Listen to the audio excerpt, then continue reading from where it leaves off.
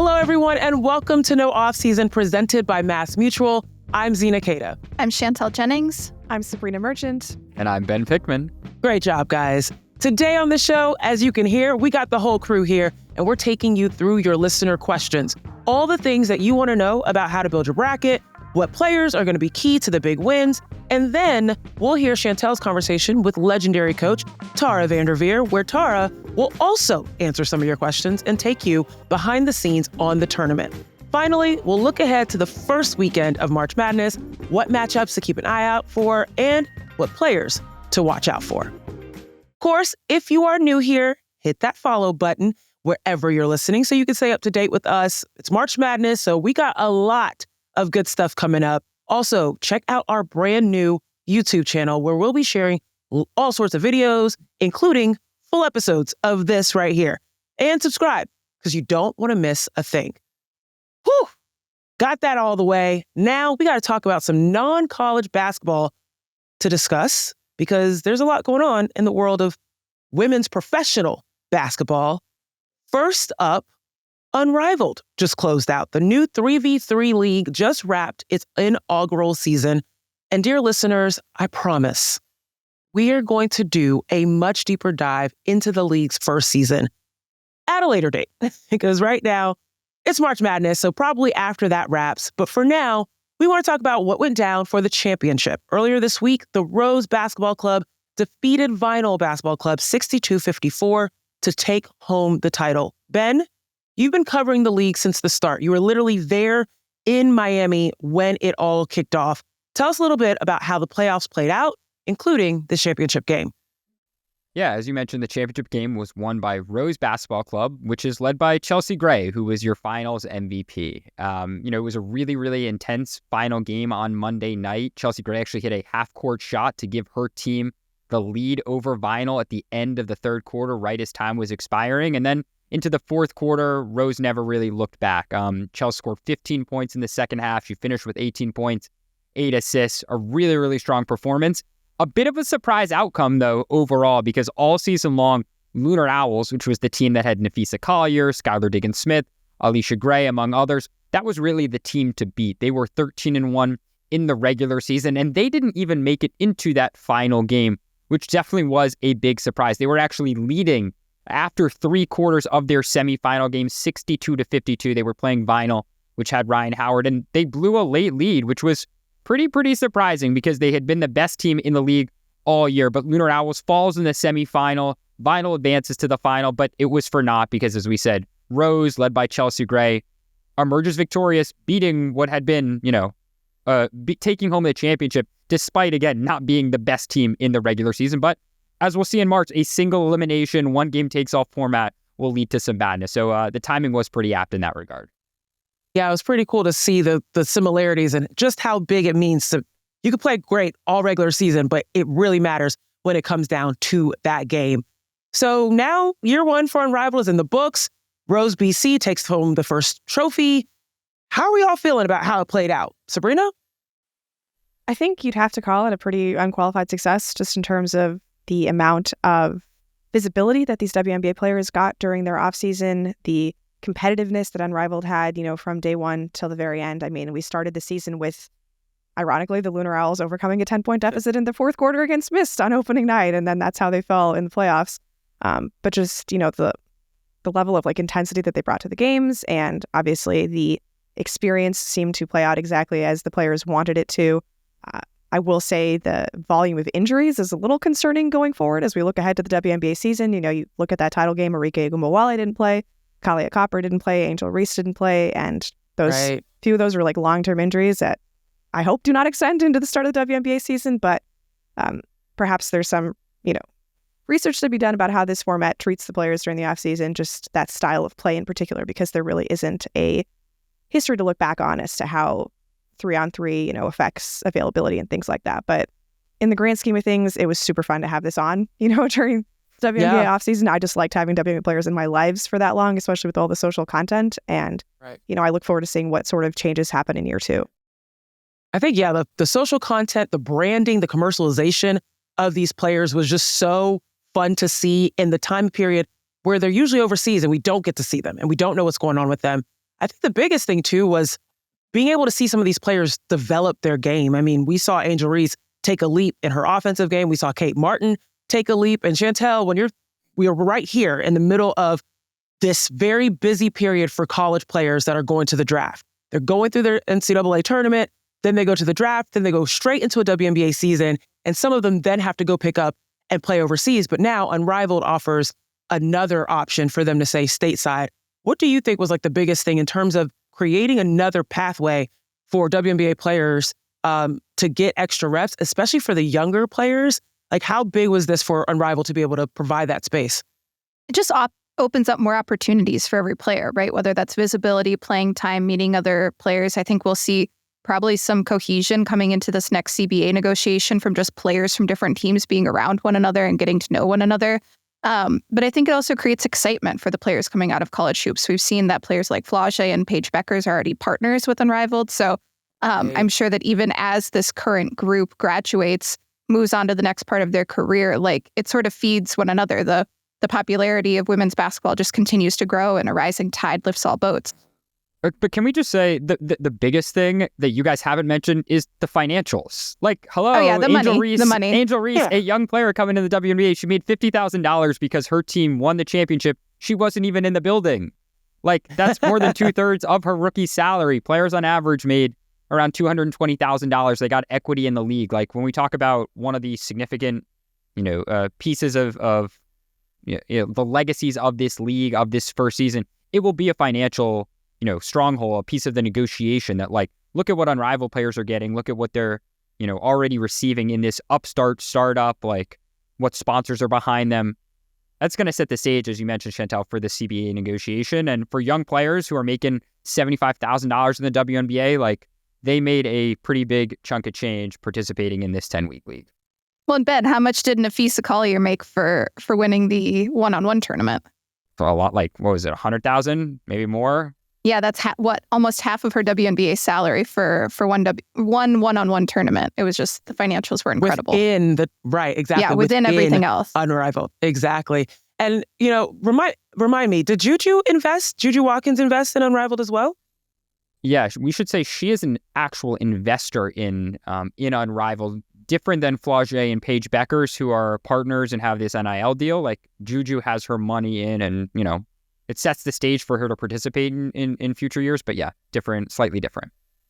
That is amazing. And you spoke about the CBA negotiations. Of course, there are so many implications for what Unrivaled did in terms of just like the free agency chatter. Ben covered this extensively on this show, of just all of those WNBA players being in the same space, being able to have those kind of coffee talks that are actually conversations about, do you want to come to my team? Should I come to yours? Kind of thing. But now you're seeing some of the aftermath. There's still conversations happening, I'm sure. But recently, there was WNBA trade in the midst of Selection Sunday and March Madness. How dare you, WNBA? How dare you keep us this busy? But Sabreena, I'm going to go to you. Break it down. Natasha Cloud is going to the New York Liberty. What are the parameters around this trade? Well, just in an Unrivaled context, it's very funny to me that Natasha Cloud started the season as a teammate of Brittany Griner on the Phantom. She played most of the season as a teammate of Marina Mabrey on the Phantom, and now ends the season as a teammate of Sabrina Ionescu on the Phantom. But there you go. Natasha Cloud, who had been routed to Connecticut during the Alyssa Thomas trade, is now being sent to the New York Liberty for 2 first-round picks. That is the 2025 first-round pick, which is number 7 in the draft, and the 2026 first-round pick from the Liberty. So the New York Liberty bolster their lineup in the hopes of repeating as champions in 2025, and Connecticut gets a little bit of draft assets, as they theoretically pursue a rebuild, although the front office seems loath to use that terminology.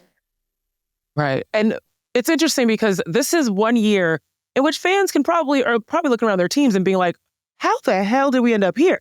There's so many different faces. There's so many different things going on. Ben, this is really an indication of that CBA pending, knowing that this is that very small year before things change financially for a lot of players in terms of what they can ask for their teams and resources and things of that sort. Why was this free agency period and trade period so crazy? And what can fans expect from that perspective?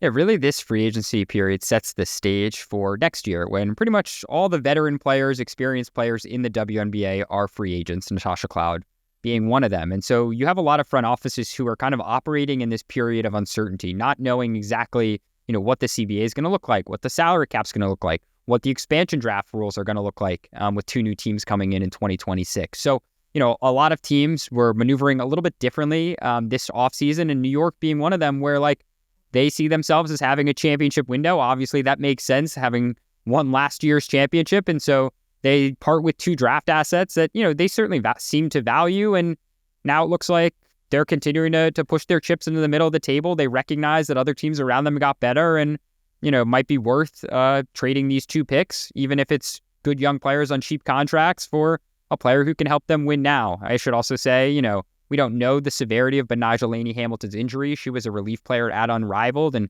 she sustained an injury, and the Liberty haven't really commented on that publicly. But I got to imagine that there's also a little bit of insurance from their perspective in adding a player like Cloud if, say, they have to ease someone like Laney-Hamilton back into the season, or if she does have to miss extended periods of time.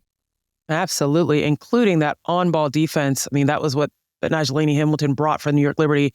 And Natasha Cloud can absolutely help in that regard if need be.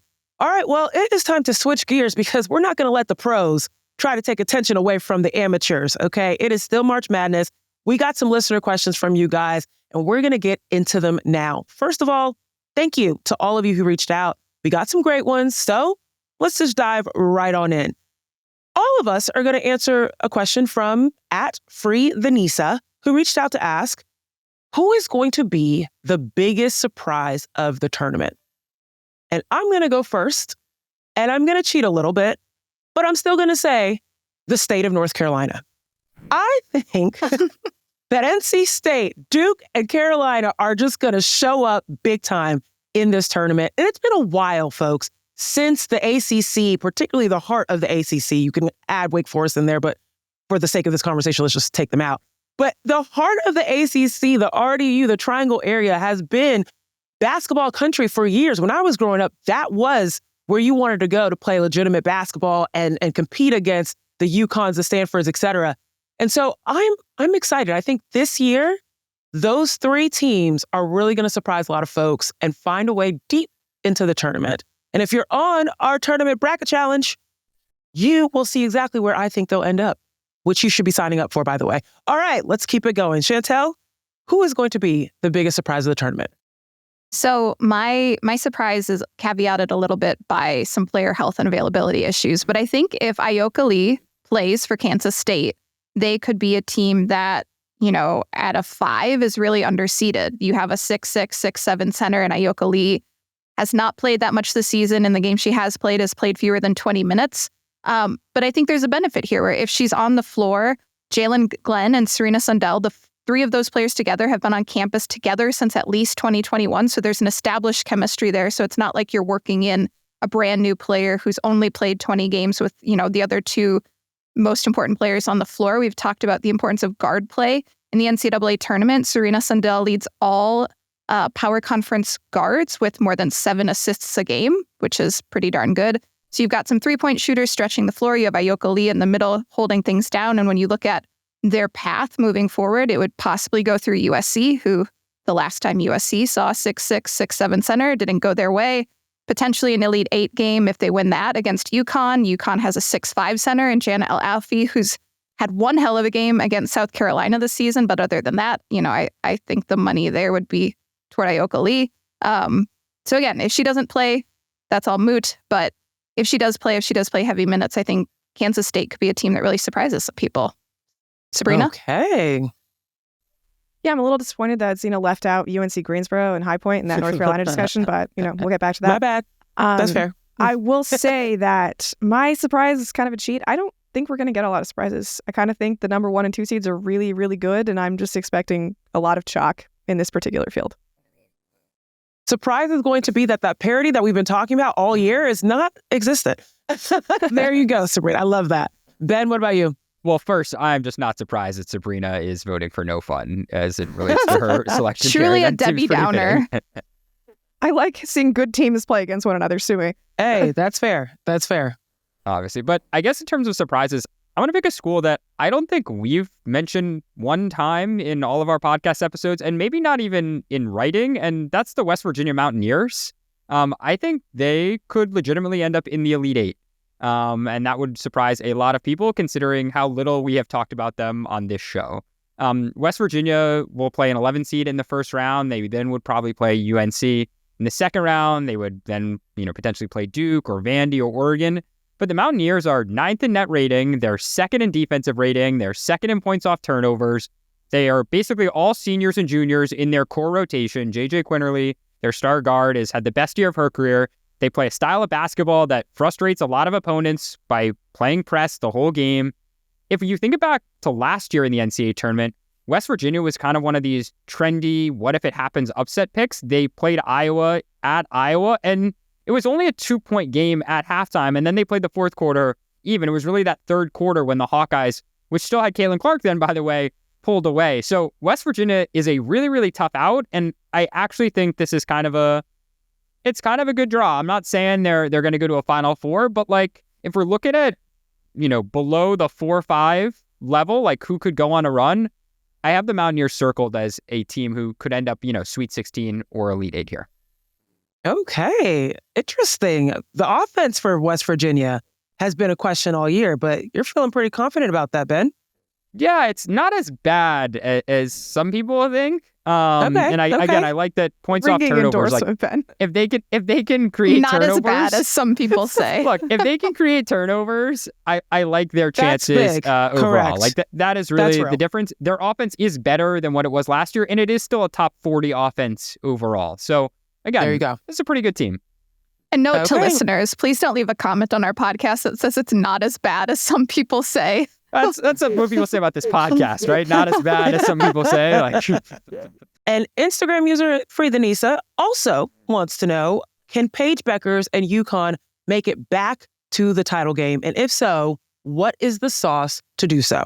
I think the sauce lies with Sarah Strong playing the best big in the country, maybe, or something that sounds a little crazy, but could be possible here. Gino Auriemma says that she might have, is in that group of 10 players who might have the best skill set or most well-rounded skill set in the whole country. And she really is that good. To me, she is maybe the biggest X factor in this whole field, because if she plays like a star, which she is fully capable of doing, she can elevate their ceiling like few other players can who might not be the best player on their team, because I still think that is Paige Bueckers. So for me, it starts with Sarah Strong. What are you getting? If AZ Fudd plays like she did against South Carolina, another check in their favor. Again, UConn's win over the Gamecocks, to me, the most impressive win that any team had all season long, doing it on the road in Columbia.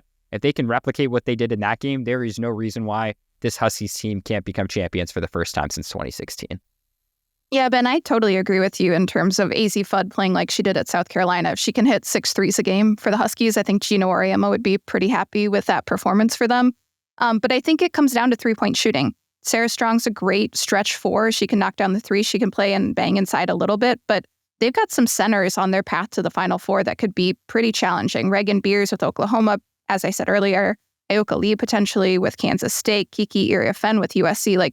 There are some really talented bigs that, maybe Sarah Strong would give up a bit in terms of size, in terms of experience against them. And so I think the real key for them is going to be knocking down 3-pointers, so that if you are sort of trading 2s for 3s on both ends of the floor, they would still come out on top there. And as that South Carolina game showed, when they can hit 3s, that's a huge difference. And if you look at their losses this season, it's, 3 of their worst 7 3-point shooting performances of the year. And so I think the 3-point line is going to be a huge differentiator for them.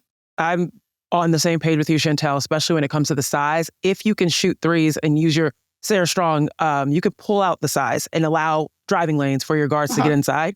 Another thing for me is starting strong, because that's what that game represented, was UConn being able to go for the jugular early against a South Carolina team that is known for being able to come back after the Dawn Staley infamous halftime speech, right? You don't want to be in a situation in which you haven't built enough of a buffer early in the game. So I think if they can shoot outside and be able to pull size away from the basket and open some driving lanes, and also start quickly, they've got a good opportunity there. What about you, Sabreena? I think Chantel and Ben pretty much covered it. I would not be surprised in the slightest if UConn ended up in the national title game and potentially get some revenge on South Carolina for what happened in 2022 when they lost, 3 years ago, when it was just a very depleted version of UConn. I think, the thing that I've been thinking about with the Huskies is their whole. I would expect Aubrey Griffin to get some minutes, but even without her, you've got that post rotation with Strong, El Alfie, and Ice Brady. The guards are all healthy. They can even potentially stand to play some more minutes. Paige Beckers and Sarah Strong both average fewer than 30 minutes per game. And if you up that to like 35, 36, that's 12 more minutes of All-Americans on the court. So can't go wrong there. There you go. All right, let's keep it going. We got over on The Athletic, listener Torian M wrote in and asked, "It feels like LSU is being overlooked? ? Yes, a lot of this is due to their lack of front court depth, but you can't dismiss how much they missed the shot making of Flau'jae Johnson. She's presumably healthy now. They wouldn't have to face either South Carolina or Texas until the championship game." Sabreena, you want to take this one? Yeah, I think LSU is seated about where they're supposed to be seated. They've beaten a lot of good teams in the SEC, but they didn't manage to beat Texas or South Carolina in any of their tries against them. They don't schedule incredibly well during the non-conference, but, they did beat NC State, which I think bodes well for them in a potential Elite Eight or Sweet 16 showdown, to get to the Elite Eight.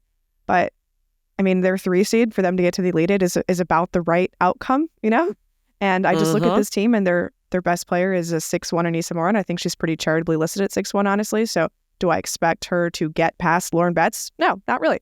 And that's just, unfortunately, a structural disadvantage that LSU is going to have to work against.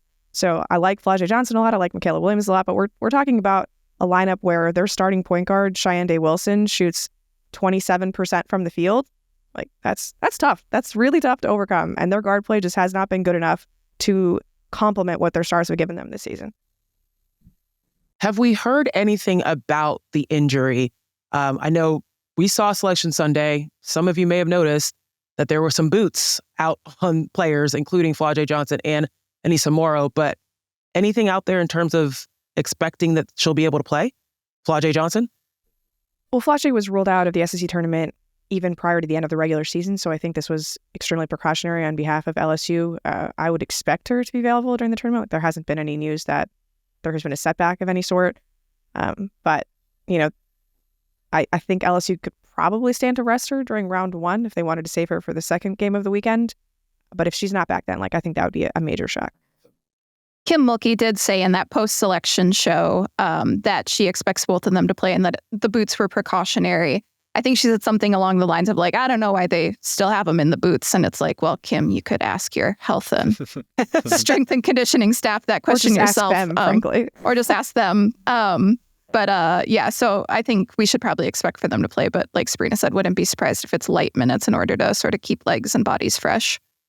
Okay, well, let's keep it in the SEC and keep it with you, Chantel, with our next listener question on The Athletic. Helmkin asked, how crazy is it to have Tennessee winning it all, platoon style? Thoughts? Well, I'm glad this question didn't go to Sabreena because Miss Chalk would disagree with that assertion. I have said on the podcast before, I'm on the record as stating that it's not insane to think that this is a team that could, surprise some teams in the tournament. I forget exactly how far I said they could make it before I saw the bracket, Sweet 16 or Elite 8. But even looking at sort of their path to the Elite 8, it's possible. This is a team that can knock down threes. And when they are knocking down threes, let's remember they made 30 against NC Central earlier this year, setting a record for any basketball game for the most makes. They attempted 63 in that game, which is just wild. I bet there are some teams out there that don't attempt that many in a practice. But they're also a team that can miss a lot of threes. They're kind of streaky in that way. If you look at their losses, 5 of 9 losses came when they hit 6 or fewer 3-pointers. And so when they're not on from beyond the 3-point line, they can be a team that, doesn't always have a lot else going on. And so, but looking at their path like Ohio State, if they're hitting 12, 13, 14 threes, that's a pretty good matchup. Same thing against Texas.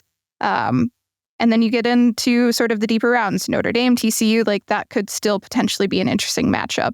That would also require them to be really, really on for multiple games straight, which we haven't seen them put together that a ton of those streaks throughout the season. So we'll see, but this is still just the first year under Kim Caldwell.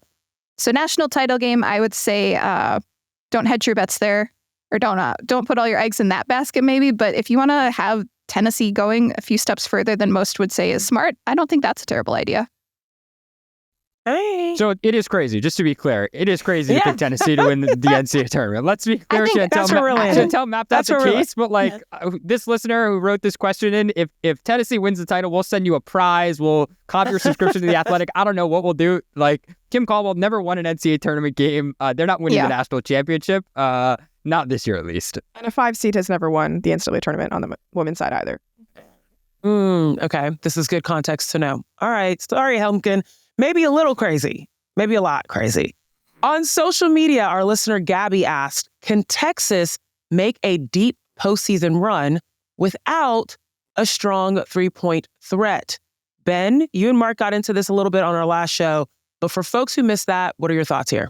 Yeah, I think the answer is yes, because Texas is basically elite at everything else other than three-point volume. They are like top 10 offense, top 10 defense. They score in the paint. They're super efficient. Like, they force turnovers. They do so much everything else well. Like, you can't say that enough. And they have, a player in Madison Booker who maybe is not talked about on the national level compared to some of the other stars of her tier. Like, she could be the best player in this tournament when it is all said and done. They have an experienced guard in Rory Harmon as well.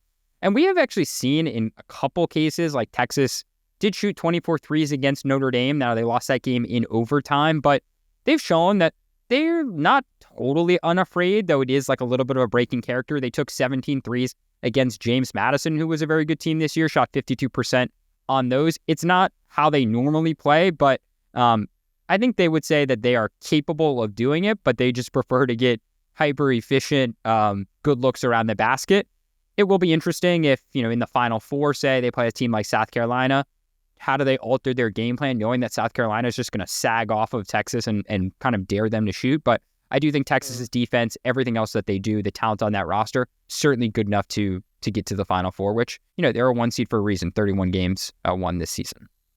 And if you're a listener, I love Taylor Jones and Kyla Oldacre inside. They are my faves as posts. And finally, listener Lindsay S. reached out to ask, am I crazy if I pick Oregon State to win at UNC? After what I just said about North Carolina showing up, yes, you are crazy, but I should ask the experts. Quick thoughts about that. Sabreena, I'll let you start. Well, we alluded to this during our upset conversation on Selection Sunday, but a number 14 seed has never beaten a number 3 seed on the women's tournament. So that is one hurdle that Oregon State would have to overcome. Now, to be fair, this is not your average number 14 seed. The Beavers did make the Elite Eight last year before the Pac-12 dismantled, and their top 6 players in minutes all transferred elsewhere. All of them qualified for the tournament, so we could have some fun potential rematches if Oregon State manages to win a game. But the thing here with Oregon State is, if you look at their body of work over the course of the regular season, the Beavers do not look like a team that could beat Tar Heels. Like, they just don't shoot the ball well enough. They don't have any advantages that match up with North Carolina's weaknesses. But if you just sort of isolate the last 10 games or so, Oregon State finished the season 9-2. They, won their last 3 games in the West Coast Conference tournament to earn that automatic bid. They're shooting about 40% from three-point range over the last 10 games. And so that, to me, is where you get the recipe for a giant killer, right? And North Carolina, they're kind of a middling pace team. They don't defend the 3 all that well.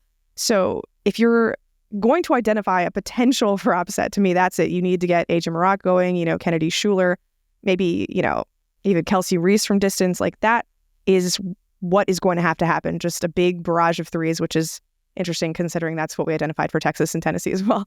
But that's it. Like, Oregon State plays super, super slow. And if you are going to maximize a low possession game, it just has to be, getting more efficient shots than your opponent. And the thing with Carolina this year is that they have been a much better shooting team than in previous years of the Gordy Begard era, but they are not of the level that Oregon State could potentially hit if they're playing like they did again in their last 10 games.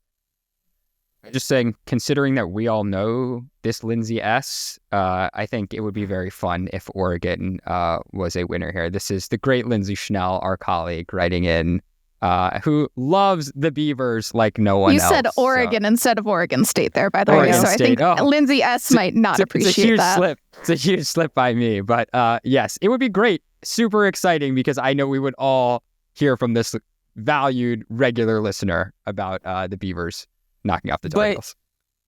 Sabreena, Ben, neither one of you answer the question. Is Lindsay S. crazy for picking Oh, her? you already answered it. It is crazy. But I was just Okay, outlining good. the path of how they could get there. Thank you. Yes, I just yes. wanted to make sure. I mean, I feel like you're crazy, but I just want to make sure the experts say it. Okay. Well, on that note, thank you everyone that wrote in and shouted us out and made sure that you got all of your burning bracket questions over to us. I think we did a pretty good job of answering those questions, but we still have another expert on the other side of this break. She's got a little bit of experience in the NCAA tournament, so we'll leave her to get some of those out of the way. Hello and welcome back to No Off Season. I'm Chantel Jennings, and I'm joined now by a true legend and pioneer in the world of women's basketball, Tara VanDerveer. Tara coached at Stanford for almost 40 years, from 1985 until her retirement in 2024, with a quick hiatus in 1995 and 96 to win a gold medal with the Olympic team. In that time, she led the Cardinal to 3 NCAA championships, most recently in 2021 against South Carolina, plus 2 runner-up spots and a total of 13 Final Four appearances. Tara played college ball herself, where she also took classes from the one and only Bobby Knight at Indiana. And in 2020, she surpassed Pat Summitt to become the winningest coach in the history of women's college basketball. Plus, she's an excellent bridge player, and most importantly, to my Minnesota heart, she knows a thing or two about lake life and water skiing. Tara, thanks for joining me today. My pleasure. Thank you. So we're recording this on Tuesday. The tournament hasn't quite started yet, but by the time this comes out, the tournament will be well underway. You have now had about a year to adjust to life post-coaching, but is it weird not being on the sideline in March and breaking down film right now and sort of going through all of what you've done the last almost 40 years every March? More than 40 years, yeah. Yeah. Because, before Stanford, I was at Right. Ohio State. Ohio State, yep. It's very weird. It's very weird. You know, I'm really excited because my sister Heidi is in the NCAA tournament, and I'm going to go watch her team and hopefully break down film with her. Yeah, what is that like, sort of? When I texted you the other day, I thought what you said was really interesting, where you'd sort of thought about the top of the bracket for so long. Stanford is Right. usually hosting when you were leading the team, usually one or 2 seed. Heidi's a 16 play-in game, but obviously you've Right. sort of gotten to see it from the other side now. What is it like appreciating literally the different side of so many games that Yeah. you've played in before? Well, you know, one of the things that I noticed, I mean, you know, when, you know, I know that there's chatter about, well, who should be a number 1 seed, and that, you know, that really dominated the show a lot. But I was watching the show from a very different perspective, you know, with watching, because my sister's is part of a play-in game. And I think it's great that she is part of that play-in game because, you know, when you're a 16, you're not going to have much of a chance against a 1 seed. You're viewed as an hors d'oeuvre for the most part. And especially now when there's a lot more information about who the number 1s are and everything. And, but I don't think Heidi was watching, but when the chair of the NCAA committee said, "Oh yeah, we have 6 new teams coming in," and she said, and UC Davis, and it's like it wasn't UC Davis, it was UC San Diego, and you know, I just like know that there might, like, for some of these young people, you know, that whether it's UC, you know, UC San Diego or some of the schools that, you know, it's such a great thing to play in the NCAA tournament and to, you know, to at least get their name right, you know. But, you know, it was fun to watch it and think about it from a different perspective. And I'm so proud of Heidi. They were Division II to be able to go Division I. And I'm so crazy. I said, Heidi, you get units now. You know, I've been in the tournament for like 40 plus years and never got units. So this is pretty exciting. Yeah. Would you have traded a 16 seed to get some units at Stanford while you were there? Heck yeah. My first year, if we'd been a 16 seed, I would have been thrilled. You know, I think that having units is a big deal for women's basketball. And I'm really excited that that's happening. I mean, why we have been held back for so many years, I do not understand. I mean, because a bigger pot is good for everybody. So in this year of stepping back from coaching and maybe just being a fan of Heidi's UC San Diego team, which we should say plays Southern on Wednesday, and the winner gets to play UCLA, a team that you are pretty familiar with, I would say. So if it does get to that point where you can do some film study with Heidi, I think you'll be pretty helpful in that regard. But I've had a chance to watch Heidi's games before, which you're not someone who is nervous very often, but I think you would probably describe yourself as being nervous in those moments. But I've also watched you. We've watched like a Golden State Warriors game together at one point. And what is it like sort of stepping back and just taking in the women's college basketball scene this year? Did you watch a lot of games, or did you try to sort of give yourself more space in this time?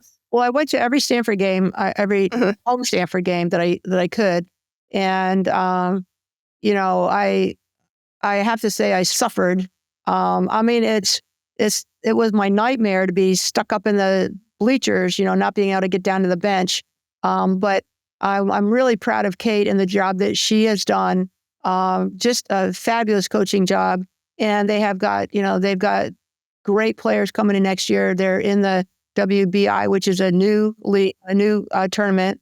And I'm really excited for her, the job that she's doing. But it was hard. I have to admit it. Especially it was just weird. And you sit up there and it's harder to be a fan than be a coach. As a coach, you can sub, you can take timeouts. As a fan, you're just screaming. So, but I was really I enjoyed going to the games. And there was a side also that, I would come home and I didn't have to watch videotape, but I like that. So, it was hard. I'll be very honest with you. Chantel, it was very hard.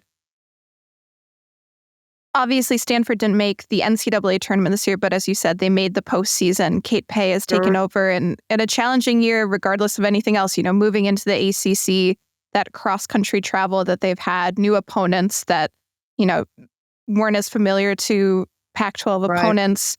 How did you balance that relationship? You guys are so close. You coached her, you coached with her. You've won so much together, but obviously I'm sure you want her to be able to walk her own path as well, but you're also still in Palo Alto, still can be a resource. How did you balance that relationship?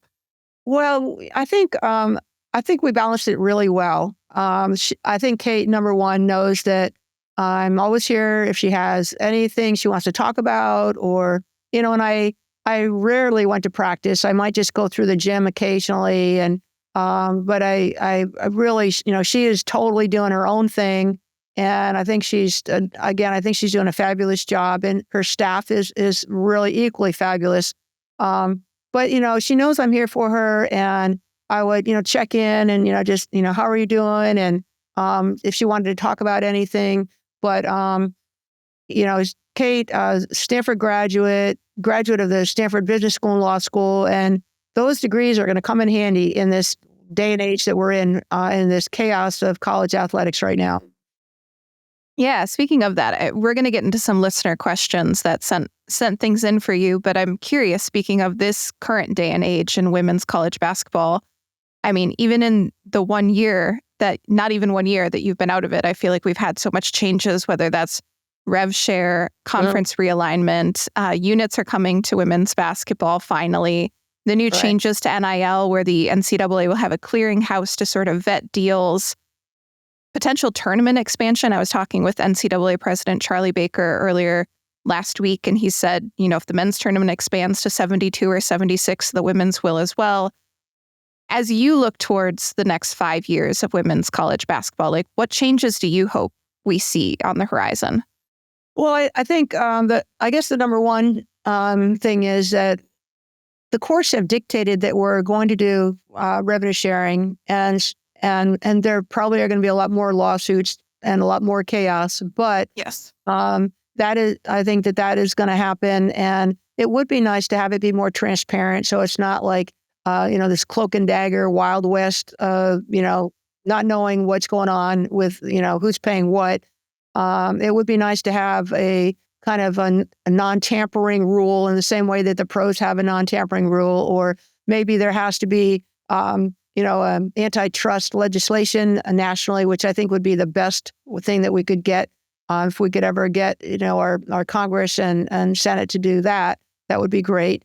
I think going forward for the West Coast schools, and I don't mean just Stanford and Cal, but USC, UCLA, maybe even, even Arizona State, the old Pac-12, and some other schools, Washington.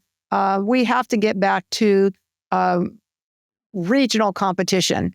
I don't think there's any, the Wall Street Journal just put out a map. I don't know if you saw it, of kind of what the Pac-12 schools did last year versus this year. And it's unfair to the student athletes. The coaches aren't going to complain. They're not going to say anything because that would be shooting yourselves in the foot for recruiting. But every West Coast school is suffering with the amount of money we spend on travel, the amount of time that student athletes are on planes going back and forth. And these are young, I think, very resilient people, and it can be done on the short term, but it is not sustainable in a long-term plan, nor is it healthy for the student athletes. I think in the short term, they should change some of the rules in terms of the number of units or hours that a college student has to take in the winter when they're traveling, because all the students go to summer school anyway. So lower that down to the absolute minimum of maybe 6 units or 6 hours, so that they're not feeling the mental health issues are real for these young people. I think along those lines, the units are great for women's basketball. I think we can improve just all kinds of things in terms of marketing women's sports.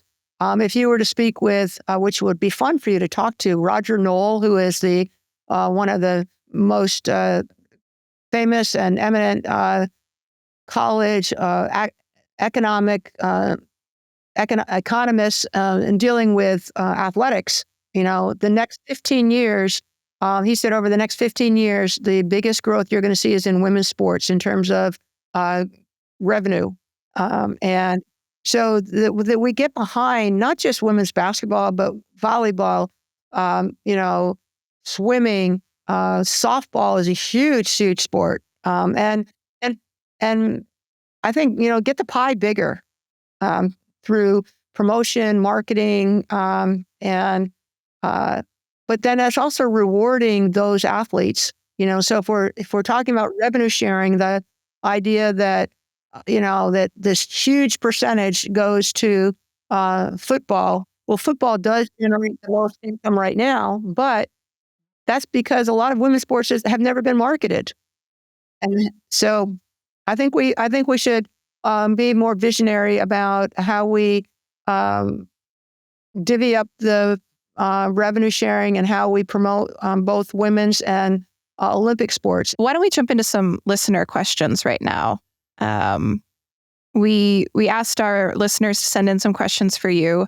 Okay. And our first listener, Lucy, wrote on social to ask you, what are the first 24 hours after the bracket is announced like for a coach? How do you get film of opponents, make travel arrangements, do media? Like, what do you remember from that time where I'm sure you guys were sitting, watching the same selection show, waiting, and then what were those 24 hours like? Well, Lucy, I think that's a great question. First of all, I would say that we would have our team go to the selection show. We'd have it usually at Men Maples, and we'd celebrate with our fans.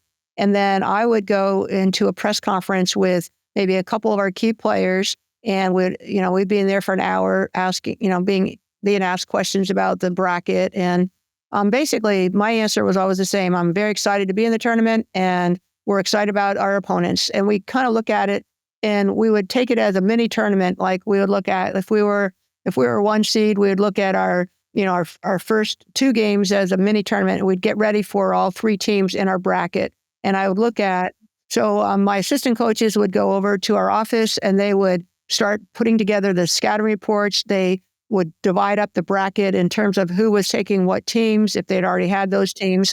And we would just get right to just scouting our first 3 opponents that, our possible first 3 opponents, our first 1 opponent. And I would say to our staff and our team, you don't look ahead, but you have to work ahead, so that we're always We're always looking at the bracket, figuring out, kind of the small bracket within the bracket. And our first, usually we would have, we'd work on our travel right away, putting out when the game is, when we're leaving, we do the itinerary of, the hotel, the tournament the NCAA would send you a manual of when you're going, what hotel you're in and everything. So our team, basically, one of the complications at Stanford was we usually had finals during the NCAA tournament. So because we're on the quarter system, so it was arranging for whether it was tutors, how you're going to take your final on the road, transportation. And sometimes for us on the West Coast, as an example, if we had maybe a Midwest regional, like one year we went to, or Sweet 16 rather, I guess it was, we went to, it was a regional. We went to a regional in Kansas or Kentucky, and then the Final Four is in Florida. Well, what do? Do you come back to California? So it's planning out all of that kind of thing. And on one of those particular trips we had our plane had a mechanical problem, so we had to stay an extra night. And how do we get? It was just like you have to have. One thing I learned for sure: travel with both sets of uniforms all the time, so you never know who you're going to play, when you're going to play, what's going to happen, and just be ready to go on the road. You're never looking past an opponent. You're always respecting the opponent that you're playing. You always know that on any given day, anything can happen, and that's no one knows it more than me. So it's, you're always giving the total respect and attention, but you do have to work ahead. And so once we left campus, if we were going to a regional or even sometimes to a Sweet 16, we were ready to go from there to the next spot. I mean, that's interesting. I feel like a lot of times coaches say we're taking this one game at a time, but you're saying, at least that first night you're looking at 3 potential opponents. So you're clearly looking at least into the second round. Again, usually in a 116, 215 matchup for you guys. Would you ever look further down the road than that? As an example, if you're playing a team that's playing, if you know that you're a 2 in a bracket and the 1 is going to play a lot of zone, you're going to start working against the zone maybe a little more time during, leading up to your first and second and third games. All right, let's check out some of these other questions. Our listener, Lena, wrote in on social to ask you, what was your most memorable March Madness as a coach? Oh, wow. Lena, I love going down memory lane. I honestly can probably remember almost every single kind of last game that you play. But I would say that the first time that we hosted a regional was at Stanford in 1990. And we played, and what I remember about this tournament that was so special to me was the fact that whatever team we played was the team that was not supposed to win. So like the favorite always lost before they played us. So in some ways, every team that played us was just happy to be playing us because they thought they were going to lose in the game before. And that happened all the way through the tournament, all the way through the national championship. So in 1990, it was when you played, I think it was 48 teams because we only played 5 games, not 6 games in the tournament. Yeah, I just pulled it up. Yeah, so you played 5. Mm-hmm. Played Hawaii in the first game. Yep. And that was, I think we played well in that game. And then then we're in the Sweet 16, and the Sweet 16 game, I think, was Mississippi and Ole Miss. Yep. At Maples. They were, we struggled. They were really good. Now, I remember it as being a really close game, but then I think it actually ended up being like maybe 13 points. So I was kind of surprised because I went into the locker room and I just told our team, I said, pack for your trip to Hawaii or Disneyland, because if we play like this, we're never going to the Final Four. And the Final Four was in Knoxville, Tennessee that year. And in our regional final, our Elite 8 game, which is, I think, the hardest game to win, actually, we played Arkansas, and they were a tremendous team. And we scored, I think, over 120 points, and it was incredible. We had a 6-point play where Jennifer Azzi hit a 3 and someone got fouled, and then Katie Stedding hit a 3. And we were on fire. And this was in the old days when the Maples Pavilion had a bouncy floor and the place was rocking, it was packed, and it was really exciting because the seniors on that team, Jennifer Azzi, Katie Stedding, and Stacy Parson, as freshmen, they were 500. And as seniors, they won a national championship. So we went on to play, we played Virginia in the semifinal game, Dawn Staley. Yeah. I was going to say, I think Virginia had a pretty popular point guard that some people might know. They had a great team, and Dawn was a fabulous player. But after that game, I went to scout the next game, which was between Louisiana Tech and Auburn. And Louisiana Tech was number one. We had never been ranked number one. They were number one. They were undefeated, and they lost in that game. So then here comes another team that lost, and we played Auburn for the championship game, and it was phenomenal. Just the team was a close team. They were, I call it honey dripping all over you. You're just like, it was so sweet. We stayed up all night. You get the newspaper, you're still awake, and the newspaper comes, and, we stayed in this Holiday Inn that, I will tell you, Chantel, was, now this is in 1990. And so every year we'd go to play Tennessee, we'd stay in that same Holiday Inn. It was a dump by the time we got done with that place. Finally, my staff said, Tara, we cannot stay in that hotel anymore. And I'm like, okay. But it was so exciting to win. And so when I see these teams that do win, I really know how happy they are. And the sacrifices they've made to get there are incredible. Our listener, Gabby, wrote in on social media to ask you, what have you learned about people?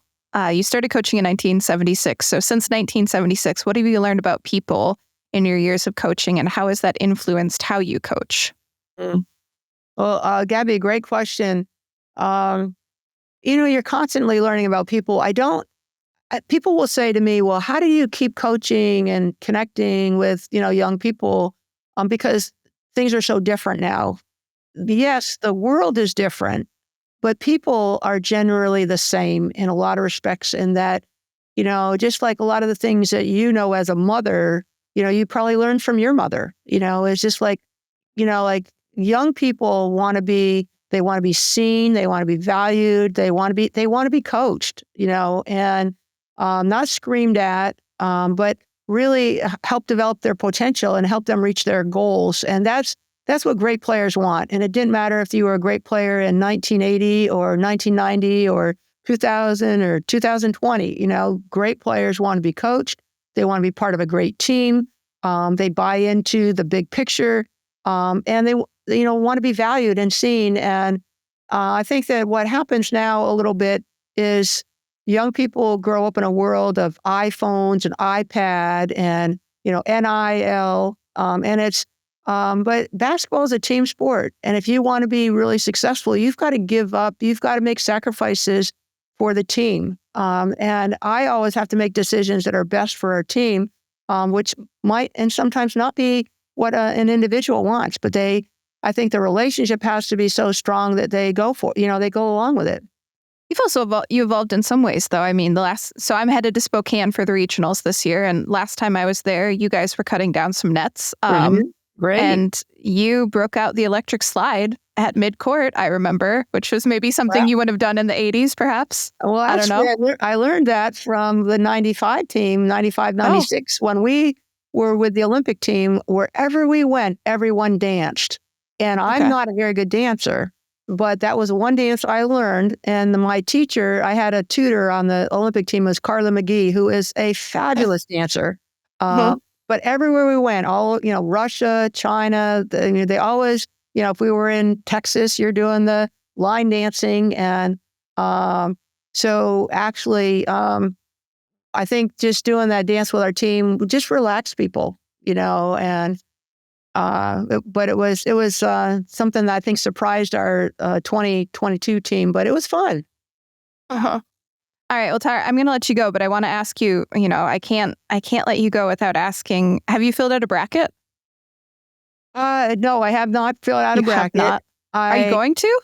I'm not going to fill out a bracket. Okay. A bracket that I have, I only filled out one bracket, And that was in your whole life? 2021, yeah. Okay.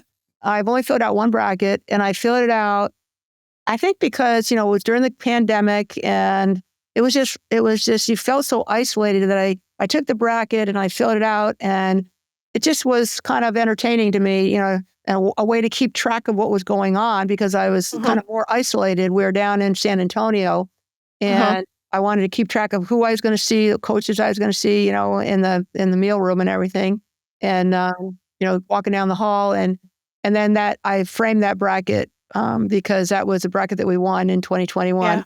But I'm really excited that so many of our Pac-12 schools are doing so well. So if you're going to go to Spokane, you're going to see USC and UCLA. Are there any other Pac-12 schools there? I don't think so. I think Oregon State got sent to Birmingham, if I recall. Oregon's in Birmingham. Utah's in Birmingham. What about Washington? Maybe they went to Spokane. Washington got the play-in in Birmingham against Columbia. Wow, that's too bad. They should have gone to Spokane.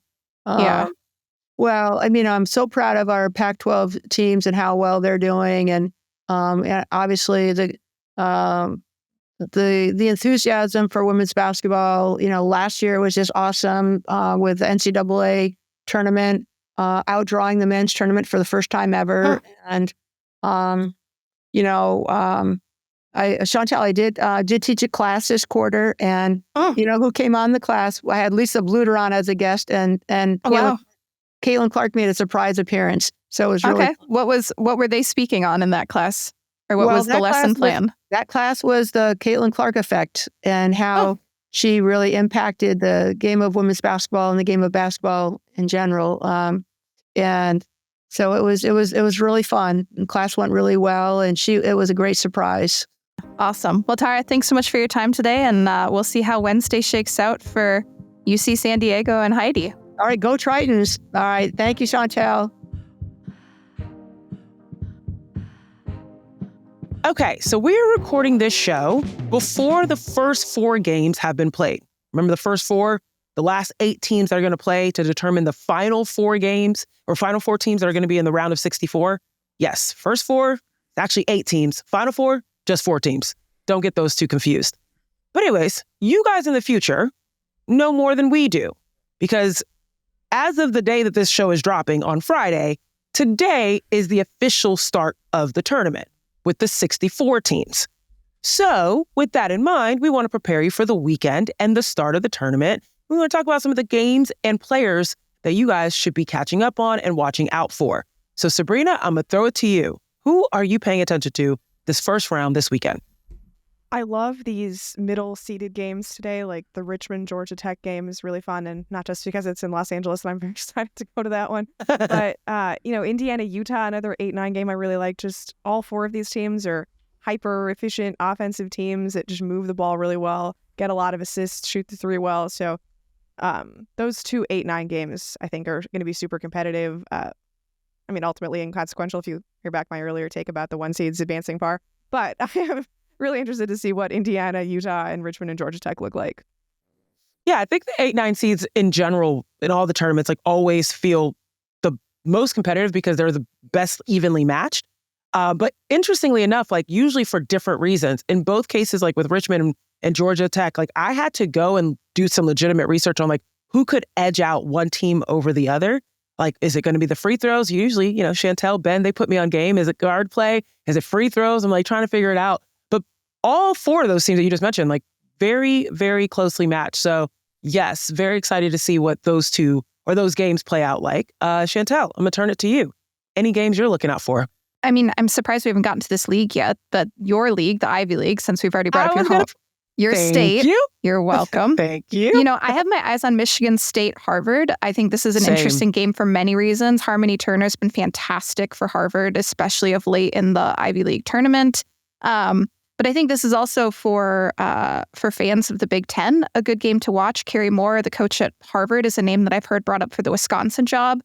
So if you kind of want to get a sense for her game plan, her system, here's a potential future Big Ten coaching matchup. She has former Big Ten assistant experience at Michigan. So I think that's an interesting game. Similarly, Kansas State Fairfield, Carly Thibault-Dudonis is a coach who, is going to be in the conversation for head coaching jobs over the next few years until she sort of jumps to the power conference level. She obviously has this lineage of coaching in her blood. Her father, her brother are both WNBA coaches associated with Mystics and Minnesota now. But, she's someone who I think we're going to see on the power conference level sooner rather than later. And so I think, if you're looking for games and you're looking for not, storylines outside of just who wins and who loses, I think those are two games that you definitely want to watch. There you go. I'm happy you brought up Michigan, Harvard, because that absolutely was going to be my game to watch, but also player to watch within that conversation, Harmony Turner. She's in that synonymous conversation of just like ridiculous scores, like a Tanaya Latson, like a Michaela Blake's, it's just offense coming out of her, but also really great decision-making and playmaking overall. I'm going to add California, Mississippi State. That's going to be on Saturday. I'm really excited for that team. And of course, I'm in the Bay Area, so I've been watching the Bears and their international squad. They are deep in international players, just, killing it from a three-point line. And also just in general, just moving their way up, especially leaving the Pac-12, going into the ACC. I think they had a really good showing this year. And Mississippi State, I always appreciate their defense. I always appreciate their tenacity with which they play. And so this is going to be a lot of fun. Big teams. These are long teams, especially between California and Mississippi State. So I'm excited for that game. So that's where I've got my eye on for this weekend. Appreciate you guys giving your insight there, Chantel, Sabreena. Let us know. Where are you guys looking? Who should we be looking at? Who should we be checking out? Are we shading your team? Have we not respected some of your players enough? Let us know. We always want to make sure that we give as much love as possible, and also that we properly analyze this tournament, because we want to make sure we are your number one spot for keeping up with everything. So that's all we've got for you today. Thank you so much for joining us. One final reminder, there is still time until the 21st to fill out your bracket with us for our bracket challenge. It is on the Yahoo Fantasy Sports Hub. Our group is No Off-Season Bracket Challenge. I've already got my bracket up. It's Zena's Bracket Baddies. Yes. Okay. You can't take my title. You don't take my title. Anyways, remember, ID number, this is important, 2519-2519. That is the group number. Don't put your bracket somewhere else and then people steal your ideas. No, bring it to the No Off-Season Bracket Challenge. Check out the show notes below for more information. And while you're there, also make sure to check out our partner, Yahoo Sports Hub, sports.yahoo.com/women's-sports. Yeah, /women's-sports. Got to make sure it's right. Anywho, on behalf of The Athletic, I'm Zena Cada. Thanks for listening. We will see you next time. Thanks for tuning in to No Off Season. To hear more, be sure to like and subscribe. We drop new episodes every Tuesday and Friday.